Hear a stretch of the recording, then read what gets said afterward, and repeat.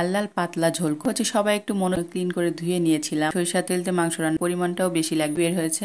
চাইলে প্রেসার কুকারেও দেওয়া মশলাগুলো অ্যাড করেছি, দই ইউজ করেছি। তো হচ্ছে হ্যালো এভরিওয়ান, আসসালামু আলাইকুম। সবাই কেমন আছেন? আবার একটা নতুন ভিডিও নিয়ে আপনাদের সামনে হাজির হয়ে গেছি। তো আপনারা সবাই কেমন আছেন? আশা করছি অনেক বেশি ভালো আছেন। আমিও ভালো আছি আল্লাহর রহমতে। তো যাই হোক, আজকে আবারও একটা নতুন রেসিপি নিয়ে আপনাদের সামনে হাজির হয়ে গেছি। নতুন বললে ভুল হবে, কারণ এটা হচ্ছে আমাদের সবার প্রিয় একটা রেসিপি, গরুর মাংসের লাল লাল ঝোল। তো আজকে আমি গরুর মাংসের লাল লাল পাতলা ঝোল করব। একটু হচ্ছে রান্নার মধ্যে একটু ভিন্নতা আছে। তো আশা করছি সবাই একটু মনোযোগ দিয়ে দেখবেন, আর এইভাবে রেসিপিটা করলে এত বেশি খেতে মজা হয় কি বলবো। আপনারা একবার হলেও বাসায় ট্রাই করবেন। তো এই তো দেখতেই পাচ্ছেন, আমি হচ্ছে মাংসগুলোকে প্রথমে ক্লিন করে ধুয়ে নিয়েছিলাম। এখানে আমার 1.5 কেজি গরুর মাংস আছে। তো আমি পুরো রান্নাটা সরিষার তেল দিয়ে করেছি। আপনারা চাইলে কিন্তু সয়াবিন তেল দিতে পারেন। আমার কাছে সরিষার তেল দিয়ে মাংস রান্না করলে অনেক বেশি মজা হয়। তো সেখানে আমি হচ্ছে গোটা মশলা ফোড়ন দিয়েছি। এরপরে আমি হচ্ছে পেঁয়াজগুলো দিয়েছি। এখানে যেহেতু বেশি মাংস, তাই একটু পেঁয়াজের পরিমাণটাও বেশি লাগবে। তো হচ্ছে পেঁয়াজগুলোকে আমি হালকা একটু সফট করে ভেজে নিয়েছি। খুব বেশি হচ্ছে গাঢ় করে ভাজার কোনো দরকার নেই। তো ভেজে নিয়ে তার মধ্যে আমি হচ্ছে আগে থেকে ধুয়ে রাখা মাংসগুলোকে দিয়ে একটু সুন্দর করে প্রায় 10 থেকে 15 মিনিটের মতো আমি ভেজে নিয়েছি। এতে করে কিন্তু মাংস থেকে অনেকটা পানি বের হয়েছে। আর হচ্ছে এই পানিতে কিন্তু মাংসটা হাফ সেদ্ধ হয়ে যাবে। আর আমি চুলার ফ্লেমটাকে কিন্তু মিডিয়ামের এবং লোয়ের মাঝামাঝি রেখেছি।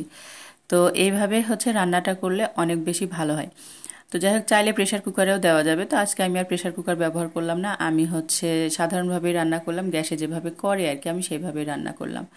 তো এরপরে আমার যখন মাংসটা হচ্ছে প্রায় অনেকটাই মানে সফট হয়ে এসেছে, সেই পর্যায়ে গিয়ে আমি আদা রসুন বাটা এবং তারপরে আমি গুঁড়া মশলাগুলো অ্যাড করেছি। সব কিছুই দেখতে পাচ্ছেন একটু বেশি বেশি দিয়েছি। আর হচ্ছে একটু স্পাইসি হলে খেতে কিন্তু ভালো লাগে। তো আবারও সব কিছুকে আমি সুন্দর করে নেড়ে চেড়ে একেবারে সুন্দর করে কষিয়ে নিব মাংসটা। তো হচ্ছে আমি এক পর্যায়ে গিয়ে টক দই ইউজ করেছি। তো হচ্ছে টক দইটা অবশ্যই দেওয়ার চেষ্টা করবেন, এতে করে মাংসটা অনেক সুন্দর সফট হবে, সিদ্ধ হবে, আর হচ্ছে টেস্টটাও অনেক বেশি ভালো আসে। তো যাই হোক, সব কিছু সুন্দর করে কষিয়ে নেওয়ার পরে তখন আমি হচ্ছে কিছু আলু ব্যবহার করেছি। আর আলুটা অবশ্যই আমাকে দিতেই হবে, কারণ আমার বাচ্চারা আলু ছাড়া বোঝেই না।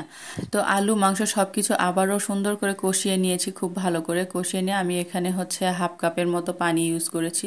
এতে করে কিন্তু আমার মাংসটা পুরোপুরি সিদ্ধ হয়ে যাবে, যেহেতু আমি চুলা ফ্লেমটাকে কমিয়ে রেখেছি।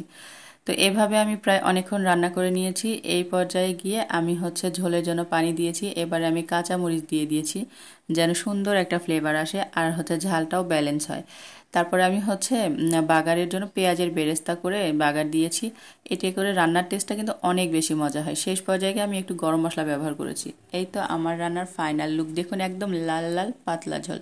অসাধারণ হয়েছিল খেতে। অবশ্যই একবার এভাবে ট্রাই করে দেখতে পারেন। তো আজকের ভিডিওটা আপনাদের কাছে কেমন লাগলো অবশ্যই একটু জানিয়ে দিবেন, আর যদি ভালো লাগে একটা লাইক কমেন্ট শেয়ার করে দিবেন।